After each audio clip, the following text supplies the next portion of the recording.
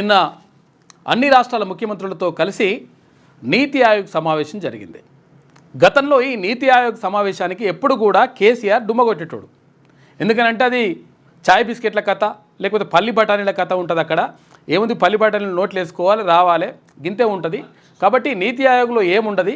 అక్కడ ప్రధానమంత్రి తర్వాత అంటే అసలు యాక్చువల్గా నీతి ఆయోగ్ ఎందుకు ఏర్పాటు చేస్తారు అంటే దేశంలో అంటే అన్ని రాష్ట్రాలకు సంబంధించి ఆయా రాష్ట్రాల్లో ఉన్నటువంటి సమస్యలు ఏంది, అసలు ఎటువంటి పరిస్థితులు ఉన్నాయి, అక్కడ కేటాయింపులు ఏం కావాలి, దానిపైన అన్ని రాష్ట్రాల ముఖ్యమంత్రులతో చర్చించి దాని ప్రకారము అంటే ఏ రాష్ట్రాలకు ఏ అవసరాలు ఉన్నాయి దాన్ని చూసుకొని దాని ప్రకారంగా బడ్జెట్ కేటాయింపులు ఇవన్నీ కూడా జరుగుతూ ఉంటాయి.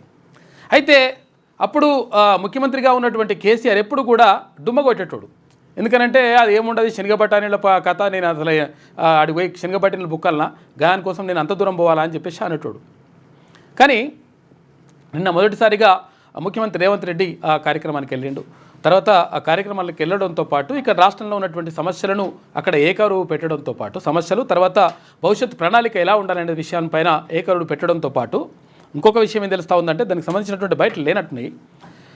ఈ బీసీలకు సంబంధించినటువంటి 42% రిజర్వేషన్ను కూడా ఇక్కడ డిమాండ్ ఉంది, దానికి అమలు చేయాల్సినటువంటి పరిస్థితి ఉన్నది తెలంగాణలో అని చెప్పేసి అక్కడ చెప్పినట్టుగా తెలుస్తూ ఉంది. నిజంగా అంటే ఇక్కడ నిన్న ఈటీవీలో కథనం కూడా వచ్చింది. అయితే నిజంగా ఒకవేళ అట్లా చేస్తే మాత్రం 100% ముఖ్యమంత్రి రేవంత్ రెడ్డికి బీసీ ప్రజలు 100% కృతజ్ఞతగా ఉంటారు. ఎందుకంటే మెజారిటీ ప్రజలైనటువంటి బీసీల కోసం 100% ఒకవేళ మీరు మాట్లాడితే తర్వాత ఈ 42% రిజర్వేషన్ని అమలు చేసేందుకు నిజంగా అమలు చేస్తే 100% చరిత్రలో నిలిచిపోతారు. ఈ విషయం మాత్రం బరాబర్ చెప్పగలుగుతాం.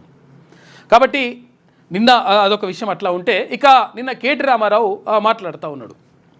ఏమని మాట్లాడుతున్నాడంటే ముఖ్యమంత్రి రేవంత్ రెడ్డి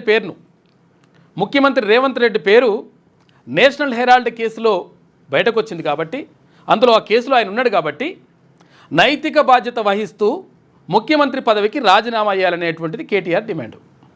మంచిగున్నది, బాగానే ఉంది కథ. మరి గతంలో అసలు యాక్చువల్గా ఇది ఎవరు పెట్టిన కేసు అంటే ఈడీ ఎన్ఫోర్స్మెంట్ డైరెక్టరేట్ పెట్టినటువంటి కేసుకు సంబంధించి ఆయన మాట్లాడిండు. మరి గతంలో కేసీఆర్ మాట్లాడినప్పుడు కానీ తర్వాత కేటీఆర్ మాట్లాడినప్పుడు కానీ ఎప్పుడైనా కానీ ఈడా బోడా రా బే అంటే వచ్చిరు గుంజుకొని పోయారు. అయితే ఇదంతా కూడా జరిగితే అప్పుడు మరి మాట్లాడలే. ఎందుకంటే ఈడీ అంటే మొత్తం కూడా ఏది కేంద్ర ప్రభుత్వం చెప్పు చేతుల్లో ఉంటుంది కాబట్టి కేంద్ర ప్రభుత్వం ఎట్లా చెప్తే అట్లా ఈ ఈడీ అనేటువంటి ఎన్ఫోర్స్మెంట్ డైరెక్టరేట్ అనేటువంటిది వ్యవహరిస్తుంది కాబట్టి దాన్ని పట్టించుకోవాల్సిన అవసరం లేదు అని చెప్పేసి గతంలో వీళ్ళే కేసీఆర్ కానీ తర్వాత కేటీఆర్ కానీ మాట్లాడినరు. కానీ ఇప్పుడేమంటాడు, ఇక్కడ ఈడీ నమోదు చేసినటువంటి కేసులో ఇక్కడ ఈయన పేరు కూడా చేర్చబడ్డది కాబట్టి, ముఖ్యమంత్రి రేవంత్ రెడ్డి పేరు కూడా చేర్చబడ్డది కాబట్టి ఎందుకు ఈయన నైతిక బాధ్యత వహిస్తూ రాజీనామా చేయలే అంటున్నాం. మరి గతంలో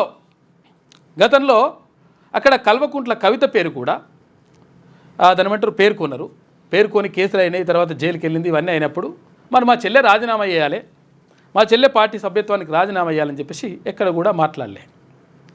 తర్వాత కొన్ని కేసులు నమోదవుతూ ఉంటాయి. అంటే ఇప్పుడు ఈడీ కేసు అక్కడ పక్కకు పెడదాం, ఏ కేసు అయినా కేసే కదా, తర్వాత ఏ విషయమైనా కానీ దర్యాప్తే కదా.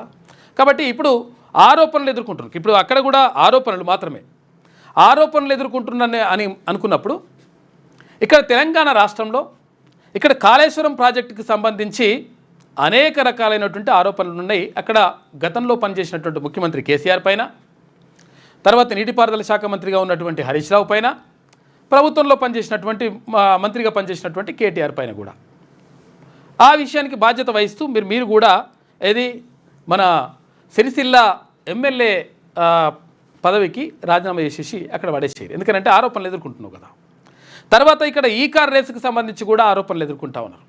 తర్వాత ఇక్కడ ఏది ఔటర్ రింగ్ రోడ్డుకి సంబంధించినటువంటి ఆ కుంభకోణానికి సంబంధించి దాంట్లో ఆరోపణలు ఎదుర్కొంటా ఉన్నారు. తర్వాత అదే విషయం కాదు, గొర్రెల స్కామ్కి సంబంధించి గత ప్రభుత్వంలో గొర్రెల స్కామ్ జరిగిందని చెప్పేసి ఆరోపణలు ఎదుర్కొంటా ఉన్నారు.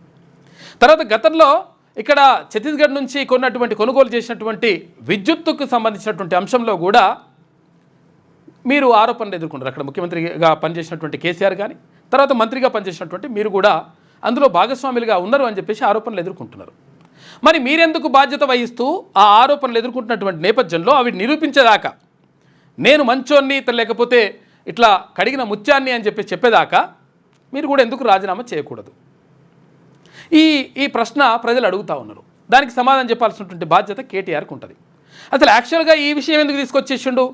ఈ విషయాన్ని పెద్దగా చేసి చూపించేటువంటి ప్రయత్నం ఎందుకు చేస్తూ ఉన్నాడు? ముఖ్యమంత్రి రేవంత్ రెడ్డి పేరు అందులో ఉంది అని చెప్పేసి ఎందుకు ప్రయత్నం చేస్తూ ఉన్నాడు అంటే, అక్కడ కల్వకుంట్ల కవిత చేసినటువంటి వ్యాఖ్యలు ఏమన్నదామే, మా నాయన దేవుడు పక్కకన్నీ కూడా దయ్యాలున్నాయి అని చెప్పింది. ఆ దయ్యాలు ఎవరు అని చెప్పేసి అక్కడ ఉన్నటువంటి విలేకరులు ప్రశ్నలు అడిగినారు. ఆ దయ్యాలు ఎవరో చెప్పండి అంటే ఆ విషయాన్ని ఎక్కడ కూడా చెప్పకుండా ఆ మాట దాటేస్తూ మిగతా విషయాలన్నీ మాట్లాడిండు. తర్వాత మా దగ్గర కోవట్లు, మా పార్టీలో కోవట్లు ఉన్నటువంటి మాట ఒకవేళ వాస్తవం అయితే బయటకు వస్తారు, అక్కడ రేవంత్ రెడ్డికి ఆ సంబంధాలు ఉంటే ఇట్లా అన్నీ బయటకు వస్తారు అనేటువంటి మాట మాట్లాడిండు. కానీ ఎక్కడ కూడా ఆ దయ్యం ఎవరో చెప్పేటువంటి ప్రయత్నం చేయలేదు కేటీ రామారావు. అంటే ఒక విషయాన్ని అంటే వాళ్ళకు వస్తున్నటువంటి ప్రశ్నలని, వాళ్ళకు వస్తున్నటువంటి ఎదురవుతున్నటువంటి ఆ ఎదురుదాడుల్ని ఎదుర్కోలేని పరిస్థితిలో ఉన్నప్పుడు డైవర్షన్ పాలిటిక్స్కి తెరసిస్తారు వీళ్ళు. కల్వకుంట్ల ఫ్యామిలీకి అట్లా వెన్నతో పెట్టిన విద్య చాలా ఈజీగా డైవర్ట్ చేయగలుగుతారు వాళ్ళు. ఎందుకంటే ఈ అంశాన్ని అసలు యాక్చువల్గా కేసీఆర్ పక్కకు ఉన్నటువంటి వాళ్ళు ఎవరు, ఏ దయ్యాలు ఉన్నాయి, తర్వాత ఎవరు వాళ్ళు తప్పుతో పట్టించిండ్రు, ఎందుకు నిజంగా అక్కడ ఆమె చేసినటువంటి ఆరోపణలకు సంబంధించి ఎందుకు ఇట్లా జరిగింది అని చెప్పి సమాధానం చెప్పలేక ఆ విషయాన్ని చాలామంది విలేకరులు కూడా అడిగినరు. ఏమైంది అసలు యాక్చువల్గా, ఆ దయ్యాలు ఎవరు చెప్పండి అని చెప్పేసి అంటే ఎవరి దగ్గరనైనా ఉంటే ఇట్లా అని చెప్పేసి ఇట్లా జరుగుతూ ఉన్నటువంటి పరిస్థితి. మొత్తం మీద డైవర్షన్ చేయడంలో వాళ్ళు చాలా ఈజీగా డైవర్షన్ చేసేసి తర్వాత ఇక్కడ రేవంత్ రెడ్డి అంశము జస్ట్ పేర్కొన్న అంశాన్ని ఆసరాగా చేసుకొని రాజీనామా చేయాలంట. అట్లా చేయాలంటే ఎన్నిసార్లు మీరు రాజీనామా చేయాల్సి ఉంటుంది గతంలో ప్రభుత్వం ఉన్నప్పుడు. తర్వాత ఇంకొకటి ఏమంటాడంటే మీడియా ఇప్పుడు 100% అండగా నిలవాల్సినటువంటి అవసరం ఉంది ప్రతిపక్షాలకు. ఎందుకంటే ప్రతిపక్షాలకు అంటే ఇప్పుడు ప్రభుత్వానికి అనుకూలంగా మాట్లాడకూడదు, ప్రతిపక్షాలకు అనుకూలంగా మాట్లాడాలి. తర్వాత ఇంకొకటి ఏంటంటే ఒకవేళ మెయిన్ స్ట్రీమ్ మీడియా మాట్లాడకపోతే సోషల్ మీడియా ఉంది అని కూడా అంటున్నాడు కేటీ రామారావు. అంటే దీని ద్వారా ఏంది అంటే ఆయనకు అర్థమైంది కథ. అసలు కథ అర్థమైంది. అధికారంలో ఉన్నప్పుడు ఇవన్నీ ఏమి కూడా కనిపించలేవు, మనుషులు కూడా అవన్నీ కూడా దగ్గరికి రానియలేదు. తర్వాత కనీసం దీనికి సంబంధించినటువంటి మాట్లాడడానికి కూడా ఎవరికి అవకాశం ఇవ్వలే, ఎవరికి కలవలేరు. ఇక్కడ అప్పుడు చంద్రశేఖరరావు కానీ ఇక్కడ కేటీ రామారావు కానీ ఎవరికి కూడా కలవనటువంటి వీళ్ళు ఇప్పుడు ఆయన ఉల్టా మాట్లాడతారు. అంటే ఇప్పుడు అట్లా మాట్లాడుకుంటూ వస్తారనమాట. ఎట్లా ఇప్పుడు ఏమవుతుందంట అసలు యాక్చువల్గా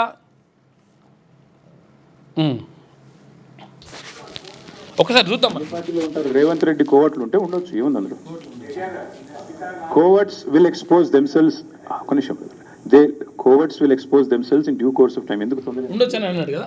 ఎంత బాగా కవర్ చేసుకుంటూ వస్తున్నారంటే రేవంత్ రెడ్డి గారిని చాలా ఆశ్చర్యంగా ఉంది. ఇట్లా కూడా చేయొచ్చా అని. అంటే ఇంత పెద్ద కేసులో ఇంత పెద్ద మ్యాటర్ వస్తే ఒక ముఖ్యమంత్రి పేరు వస్తే ఇదే కేసీఆర్ గారి పేరు ఉంటే రాకపోదురా?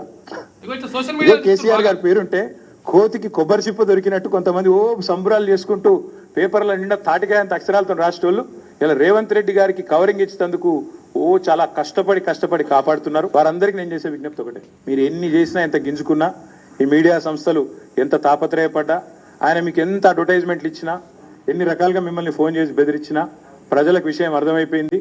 ఈయన ఒక లొట్టపీస్ ముఖ్యమంత్రి. ఇప్పుడు ఎంత బెదిరించినా అట్లా అంటున్నారు. బెదిరించింది కేసీఆర్ అప్పుడు ఏది అక్కడ టీవీ9 పైన కానీ లేకపోతే అక్కడ ఆంధ్రజ్యోతి, ఏబిఎన్ ఆంధ్రజ్యోతిని కానీ వీళ్ళన్నింటినీ కూడా అదుపులోకి తీసుకోవడానికి వాళ్ళపైన బ్యానే విధించిండు అధికారం ఉందని చెప్పేసి. ఇప్పుడేమో మీరు ఏం చేసినా కానీ బెదిరించినా కానీ చెప్పేసి మళ్ళీ ఇప్పుడు ఇట్లా మాట్లాడుతున్నారు. చూడంటే మనుషులు అధికారంలో ఉన్నప్పుడు ఎట్లా మాట్లాడతారు, తర్వాత అధికారం దిగిపోయిన తర్వాత పరిస్థితి దారుణంగా ఉన్న పరిస్థితుల్లో ఎట్లా మాట్లాడతారు అనే దానికి చిన్న ఉదాహరణ ఇదే. కాదు అని అర్థమైంది. కాబట్టి మీరు కూడా దయచేసి నిష్పక్షపాతంగా వార్తలు ప్రజలకు చెప్పండి. లేకపోతే సోషల్ మీడియా ఉంది, మీరు చెప్పినా చెప్పకపోయినా సోషల్ మీడియా ద్వారా ప్రజలకు అన్ని తెలుస్తాయి. తెలియదు సోషల్ మీడియా ద్వారా తెలుస్తుందని ఇప్పుడు తెలిసిందన్నట్టు ఆయనకు. ఎందుకంటే సోషల్ మీడియా ఏం చేయలేదు, మమ్మల్ని ఏం చేయలేదు, మేము అధికారంలో ఉన్నాం ఇట్లా అని చెప్పేసి మాట్లాడిన వాళ్ళే ఇప్పుడు ఇట్లుంటుంది అన్నట్లు. మేము పిల్లి కదా కళ్ళు మూసుకొని పాలు తాగితే తెలియదు అనుకుంటుంది అన్నట్టు మేము రాయకపోతే వార్తనే కాదు, మేము రాయకపోతే మేము నొక్కేస్తే ఎవరైనా కూడా వాస్తవాలు చెప్తున్నాం. మీకు అబద్ధం అనిపిస్తే నేనేం చేయాలి? కానీ చాలా మంది రాస్తలేరు. మరి ఏం చేయాలి? మరి మా బాధ మేము చెప్పుకోవాలి కదా, ప్రజలకన్నా చెప్పుకోవాలి కదా. కాబట్టి మీరు అట్లా అనుకొని మీ భ్రమల్లో ఉన్నంత మాత్రాన మీరు చేయగలిగేది ఏం లేదని కూడా చెప్తూ సహకరించే మిత్రులకు థ్యాంక్ యూ. ఎంత బాగా కవర్ చేస్తే ఇట్లుంటుంది అనమాట. అసలు యాక్చువల్గా ఏంది ఇక్కడ ఇది ఏది నేషనల్ హెరాల్డ్కి ఇదంతా కూడా పెద్ద సోషల్ మీడియాలో బాగా దీన్ని ట్రోల్ చేస్తూ ఉన్నారు. అంటే డైవర్షన్ పాలిటిక్స్. ఒకవేళ ఇప్పుడు వాళ్ళు ఏమడిగినరు, వాళ్ళు అక్కడ ఉన్నటువంటి విలేకరులు ఏమడిగినరు అంటే అసలు యాక్చువల్గా ఏమైంది, అసలు యాక్చువల్గా మీ పార్టీలో ఇట్లా లుకలుకలేంది, అసలు యాక్చువల్గా ఇదంతా కూడా దీనికి సంబంధించి మాట్లాడండి అంటే ఆ విషయాన్ని పక్కకు పెట్టేసి, అసలు విషయాన్ని పక్కకు పెట్టేసి ఈ కొత్త విషయాన్ని ముందుకు తీసుకొచ్చేసి ఇదే పెద్ద విషయంగా చెప్పేటువంటి ప్రయత్నం చేస్తారు. అట్లుంటుందన్నమాట లెక్క. తర్వాత ఎట్టి పరిస్థితుల్లో ఇక్కడ బీసీ రిజర్వేషన్కి సంబంధించి 42% రిజర్వేషన్, ఇక్కడ విద్యా ఉద్యోగాల్లో, తర్వాత ఇక్కడ స్థానిక సంస్థలకు సంబంధించి కాంగ్రెస్ పార్టీ ఇచ్చినటువంటి హామీకి సంబంధించి మరి రేవంత్ రెడ్డి నిన్న ముఖ్యమంత్రి అక్కడ ఏది నీతి ఆయోగ్ మీటింగ్లో మాట్లాడినట్టుగా తెలుస్తూ ఉంది.